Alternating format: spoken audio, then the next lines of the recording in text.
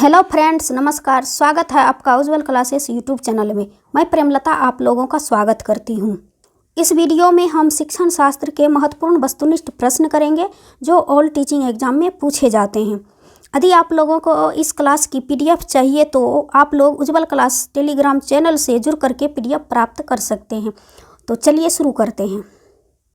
प्रश्न संख्या 1, मानव विकास निम्न में से किस पर निर्भर होता है?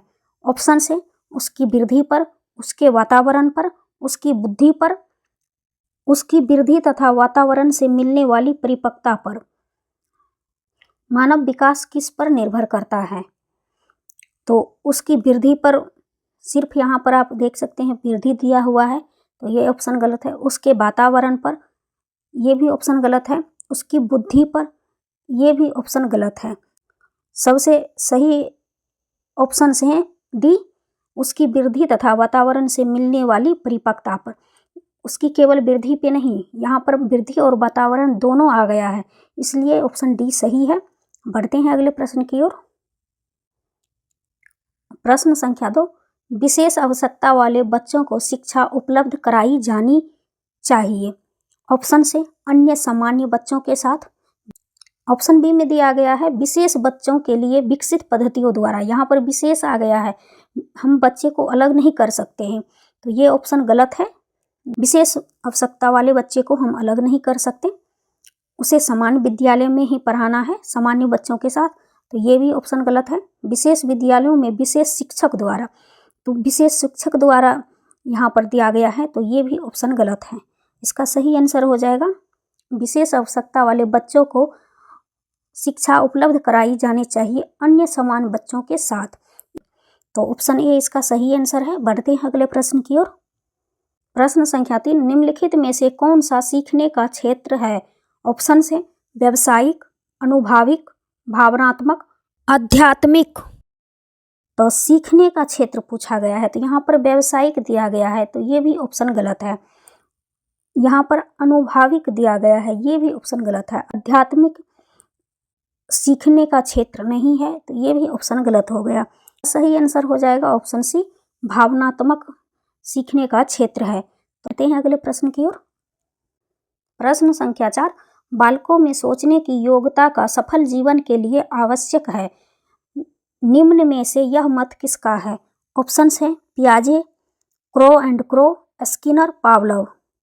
बालकों में सोचने की योग्यता का सफल जीवन के लिए आवश्यक है, तो पियाजे का ये कथन नहीं है, स्किनर का भी नहीं है, पावलोव का भी नहीं है, ये कथन क्रो एंड क्रो का है, तो ऑप्शन बी इसका सही आंसर है। बढ़ते हैं अगले प्रश्न की ओर।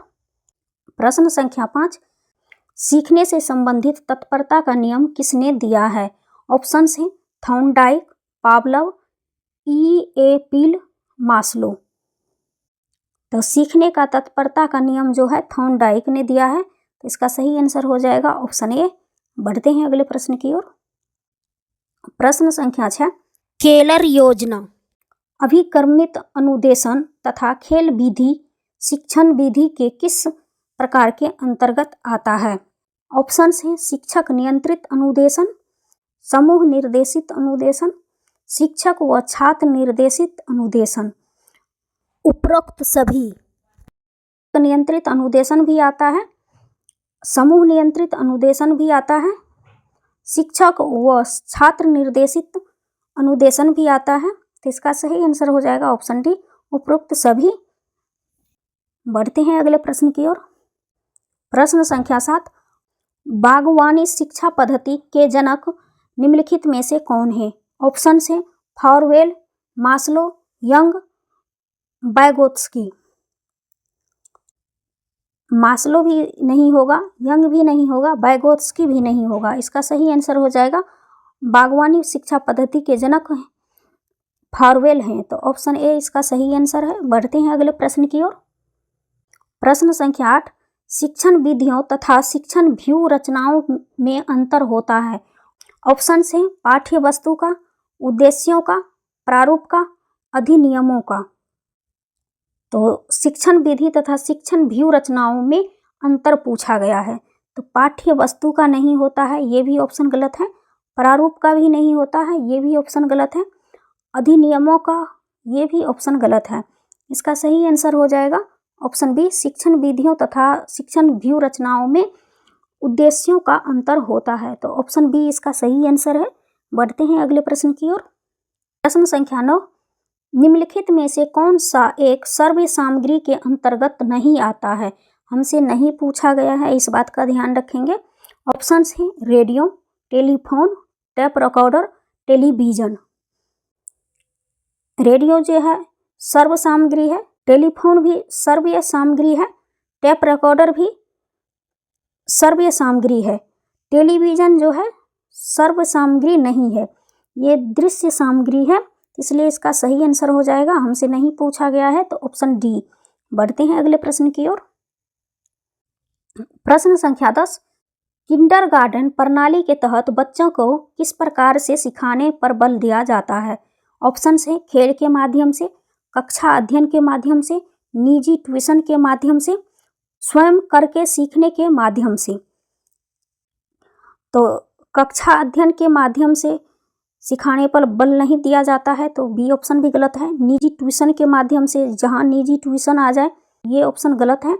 स्वयं करके सीखने के माध्यम से, तो ये भी ऑप्शन गलत है। तो किंडरगार्टन प्रणाली के तहत बच्चों को खेल के माध्यम से सिखाने पर बल दिया जाता है, तो ऑप्शन ए इसका सही आंसर है। बढ़ते हैं अगले प्रश्न की ओर। प्रश्न संख्या 11, पेस्टालॉजी विधि किसने दी? ऑप्शन है John Henry Pestalozzi, Martin Henry Pestalozzi, Vygotsky, पियाजे। तो पियाजे भी नहीं दिया है, वाइगोत्स्की भी नहीं दिया है, मार्टिन हेनरी पेस्टालॉजी ये भी नहीं दिया है। इसका सही आंसर हो जाएगा पेस्टालॉजी विधि दिया है जॉन हेनरी पेस्टालॉजी ने, तो इसका सही आंसर हो जाएगा ऑप्शन ए।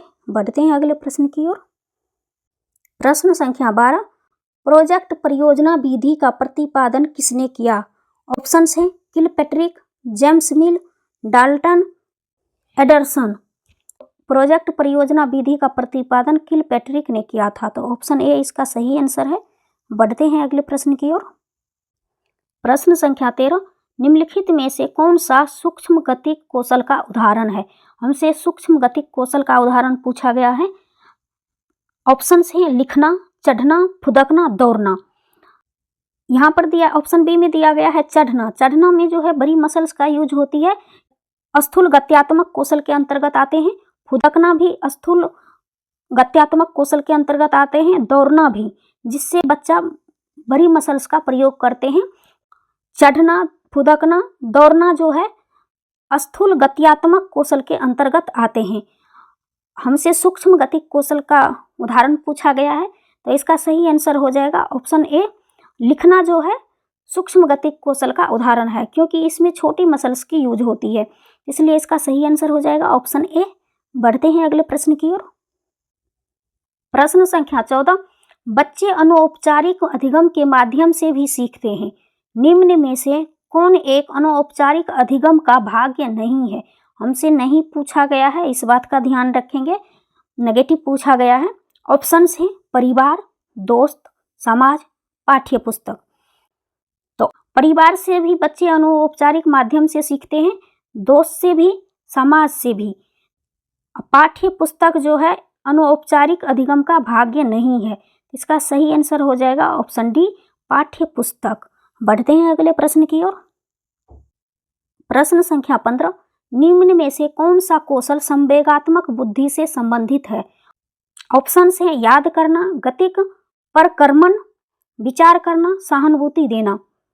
पर पूछा गया है कौन सा कौशल संवेगात्मक बुद्धि से संबंधित है, तो याद करना संवेगात्मक बुद्धि से संबंधित नहीं है, गतिक परकर्मण ये भी नहीं है, विचार करना भी संवेगात्मक कौशल से संबंधित नहीं है, सहानुभूति देना जो है संवेगात्मक कौशल से संबंधित है, तो इसका सही आंसर हो जाएगा ऑप्शन डी। आज के वीडियो में बस इतना ही, मिलती हूँ अगले वीडियो में नए प्रश्नों के साथ। Thank you so much.